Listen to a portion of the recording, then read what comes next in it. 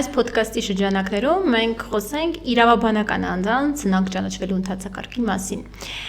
Ֆիզիկական անձի դեպքում արդեն նախորդ մեր ոդքասթի ընթացքում հասկացանք, թե ինչպես է լինում։ Այս հաղորդման այս ոդքասթի շրջանակում ուզում ենք հասկանալ, թե իրավաբանական անձինք, եթե ուզում են սնանկ ճանաչվել, ինչ ընթացակարգով է իրենց սնանկ ճանաչելու process-ը տեղի ունենում։ Ինչպես եւ ֆիզիկական անձանց դեպքում, իրավաբանական անձանց դեպքում եւ անձեռնարկատերների դեպքում նույնպես սնանկությունը կարող է լինել կամավոր եւ հարկադրված։ Այս դեպքում օրինակ, եթե կազմակերպությունը ուզում է լուծարվել եւ նրա գույքի արժեքը չի կարող բավարար լինել նրա պարտադերերի պարտքերը մարելուն, այո, ապա պետք է իրավաբանական անձի ղեկավարը դիմի, որպեսզի ճանաչվի սնանկ տվյալ կազմակերպությունը։ Այդ ժամանակ պարտական իրավաբանական անձի ղեկավարը դիմում է, որպեսզի սնանկ ճանաչի կազմակերպությանը։ Սակայն սնանկ ճանաչելով ամբողջ գործընթացը չի ավարտվում, ինչպես եւ ասել է ֆիզիկական անձանց դեպքում, այս դեպքում երբ ճանաչվում է սնանկ իրավաբանական կազմակերպությունը, իրավաբանական անձը, դրանից հետո ներկայացվում է ֆինանսական առողջացման ծրագիր, ինչ է դա նշանակում, կամ կառավարչի կողմից ներկայացվում է ֆինանսական առողջացման ծրագիր, այսինքն ֆինանսական առողջացման ծրագրի միջոցով փորձում են կազմակերպությանը օգնել, որպեսզի նա չգնա լուծարման, այլ կարողանա վերականգնել եւ վերադառնալ բնականon իր գործունեությանը։ Ներկայացում է ֆինանսական առողջացման ծրագիր եւ դրա բավարարման դեպքում իրավաբանական անձը շարունակում է իր գործունեությունը մինչեւ այդ ծրագրի ավարտը։ Այո, եւ դրանից հետո արդեն կոպիտ ասած առողջանում է ինքը եւ արդեն վերադառնում է որպես նույն կազմակերպությունը իր գործունեությանը։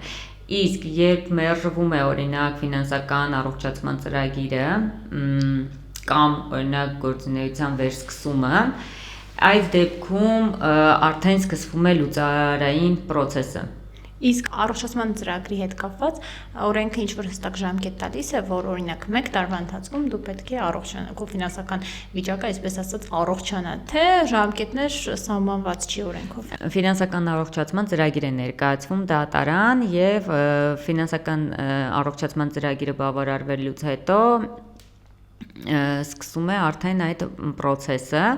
եւ ֆինանսական առողջացման ծրագիրը ժամկետների հետ կապված որ հարցրեցիր Նարեկ ջան, ասեմ, որ կոնկրետ ժամկետներ չկան, բայց դա չի նշանակում, որ կարող է անվերջ տարիներ տևել, այսինքն դրա առավելագույնը կարող է լինել 36 ամիսը, այդ ընթացքում պետք է անպայման ծրագիրը պետք է լինի այդ ժամանակահատվածում։ Իսկ այդ ծրագիրը, որ ասում եք, այսինքն ծրագրի մեջ նշված է, որ 2 միլիոն, իր շրջանառությունն այնպես է կազմակերպելու, որ 2 միլիոն դրամ լինի, թե ծրագիրը ուղղված է հենց պարտավորությունները մարելու համար։ Ծրագիրը ուղղված է նրան, որպեսզի կազմակերպությունը կարողանա մարել իր պարտավորությունները եւ առողջանա, վերադառնա իր բնականon գործունեությանը, չլուծարվի։ Այսինքն եւ պարտքերը մարվեն եւ առողջանա, շարունակի իր գործունեությունը։ Իրավաբանական անձանց դեպքում գիտենք, որ պատասխանատու է իր գույքով, բայց շատ իրավիճակներում եմ հայտնվել, որ ինձ հարցրել են, թե օրինակ տնօրենը որպես այդպիսին ինքը պատասխանատվություն կրում է, իր գույքի վրա տարածվում է, թե չի տարածվում, այ կուզենայի հենց այդ մասով էլ խոսեինք, որ թե տնօրենը եւ թե նաեւ ընկերության մասնակիցը ինչ այսպես ասած պարտավորություններ ունի այդ գործընթացի ժամանակ։ Տնօրենը, այսինքն իրավաբանական անձի ղեկավարը պատասխանատվություն չի կրում սնանկության process-ում ոչ իր գույքով, ոչ դրամական իրավաբանական անձի պարտավորությունների համար։ Եթե իհարկե այդտեղ խոսքը չի գնում կանխամտածված սնանկության մասին։ Նույնը նաև մասնակիցների դեպքում է։ Այո, նաև մասնակիցներին է դա վերաբերում։ Մինչ այսօր խոսում էինք առողջացման ֆինանսական առողջացման ծրագրի մասին, այդտեղ նաև կարող եմ ավելացնել, որ նաև կա գործունեության վերսկսում հասկացությունը, որը նույնպես կազմակերպվում է միջև լուծարային process-ը սկսելը, այսինքն դա իրենց ինչ է ներկայացնում, եթե տվյալ կազմակերպությունը իր գործունեությունը վերսկսելով կարող է բավարարել պարտատերերի պահանջները կառավարչի միջնորդության հիման վրա, դատարանի բավարարմամբ նա կարող է վերսկսել իր գործունեությունը 1 տարի ժամկետով։ Այսինքն ֆինանսական առողջացման ծրագրի հետ զուգահեռ նաև կարող է վերսկսել իր գործունեությունը, Դրանք տարբեր կարելի է դիտարկել, այսինքն կարող է ընթացակարգը գնալ, որ թույլատրում են կազմակերպությանը իր գործունեությունը վերսկսի, այսինքն ծնանք ճանաչվելուց հետո ինքը կասեցվում է, բայց եթե կա ռեալ հնարավորություն, որ կարող են պարտատերերի պահանջները բավարարվեն, այդ դեպքում թույլատրվում է։ Դա առանձին է, քան ֆինանսական առողջացման ծրագիրը։ Դե բնականաբար հենց գործունեությունից է կախված ֆինանսական առողջացումը։ Ֆինանսական առողջացման ծրագրի մեջ օրինակ կարող են ներառվել նաև այլ անձանց կողմից ներդրումներ կատարելը, երաշխավորելը, որ իրենց ներդրումներով կարող են առողջացնել օրինակ կազմակերպությունը, իսկ գործունեությունը վերսկսելը, այսինքն եթե կազմակերպությունը զբաղվում է ինչ-որ X գործունեությամբ, կարող է վերսկսել, օրինակ գործարանը արտադրությամբ զբաղվում, այո, կարող է վերսկսել իր արտադրությունը եւ եթե նկատվի, որ դեպի լավն է գնում, այսինքն եկամուտները բավարարում են, որպեսզի պարտքերը մարվեն պահանջատերերի, ապա այդ դեպքում թույլ են տալիս, որպեսզի շարունակի, բայց միևնույն է դա չի կարող գերազանցել 36 ամիսը։ Այսինքն կոպիտ ասած, ինչ հասցնում է ընկերությունը, պետք է 36 ամսվա ընթացքում հասցնի։ Դրանից հետո արդեն այո լուծարային process-ն է սկսում, երբ որ լուծարային process-ը սկսում, արդեն գույքերի հավաքագրում է անում կառավարչը, նույնպես ինչպես որ ֆիզիկական անձանց դեպքում այո գույքերի հավաքագրում, ակտիվների հավաքագրում եւ արդեն գույքերի վաճառք, որպեսզի բավարարում գնա պահանջատերերին։ Իսկ իրավաբանական անձանց դեպքում էլ մոտավորապես 1 տարի է գործընթացը, թե ավելի երկար կարող է տեղի ունենալ։ Պրակտիկայում ո՞նց է։ Ֆիզիկական անձանց դեպքում մոտավորապես մինչև 1 տարի, եթե չկար գույք, այստեղ կախված է նրանից, թե արդյոք առկա են գույք, դրամական միջոցներ եւ այլն։ Եթե առկա են, ապա process-ը իհարկե երկարաձգվում է, քանի որ այդ դեպքում նաև ոնց որ գույքերի հետ կապված պետք է ընթացակարգ սահմանվի, այո,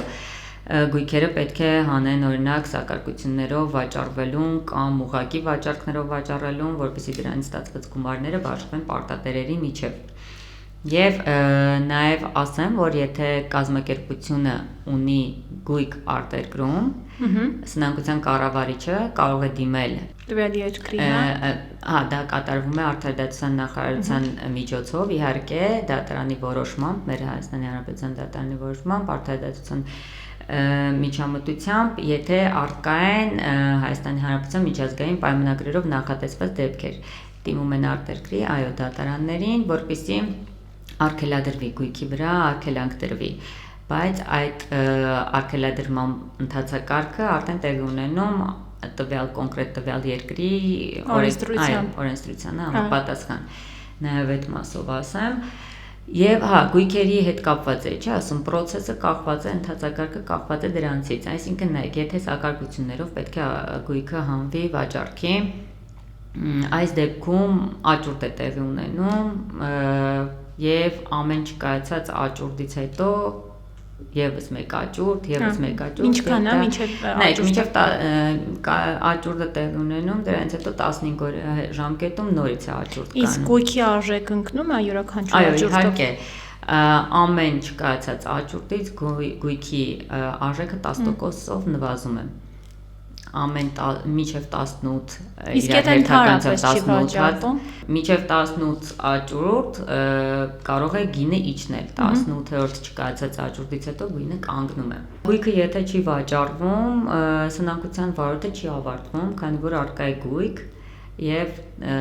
առկա են պարտավորություններ, պահանջներ, որոնք պետք է բավարարվեն։ Այնպես գույքը մնում է միջև վաճառվի։ Հնարավոր է պարտատերերի համաձայնությամբ կարող է դիմեն, այո, որպեսզի գույքը որպես պարտքի դիմաց վերցնեն եւ դա արդեն կդիտվի նրանց բաժնային սեփականությունը կդառնա տվյալ գույքը ըստ իրենց Պարտավորությունների չափերի, այո։ Այսինքն իրավաբանական անձի դեպքում ավելի երկար է process-ը, քան ֆիզիկական անձանց դեպքում։ Ֆիզիկական անձանց դեպքում էլ է երկար, եթե առկա է գույք։ Գույքը, ինչպես արդեն նշեցիք։ Բայց իրավաբանական անձանցը միանշանակ ավելի երկար է։ Եվ ավելի ինձ թվում է բարդ։ Այո։ Ու ավելի խրթին գործ է։ Իսկ դուք նշեցիք, որ իրավաբանական անձը, երբ որ իր գործունեությունը կարող է իրականացնել, այդ ընթացքում իրավաբանական անձը կարող է վարկեր վերցնել բանկերից, թե զրկված է նման հնարավորությունից։ Ուրեմն նշեմ, որ առողջացման ծրագրի շրջանակներում հնարավոր է նաև վարկերի տրամադրումը, որպեսզի կարողանա առողջանա եւ վերականգնի։ Այո, դա արգելք չէ, այլ ֆինանսական առողջացման ծրագրի մեջ կարող են նաև ներառվել դա։ Տատև շնորհակալություն, որ այս ոդքասթի շրջանակներում ինձ հետ քննարկեցիք իրավաբանական անձանց սնանկ ճանաչվելու ընթացակարգերի մասին։ Դա բավականին շատ չէր, որքան որ օրինակ ֆիզիկական անձանց դեպքում, ամեն դեպքում ինձ թվում է մարդիկ կգտնվեն, թեկուզ ընկերության ղեկավարներ կամ մասնակիցներ, ում կհետաքրքրի այս թեման եւ եթե նույնիսկ գտնվում է այս ընթացակարգում, կարծում եմ նրան օգտակար եղավ։ Նարեկ ջան, ես էլ եմ շատ շնորհակալ ինձ հյուրընկալելու համար։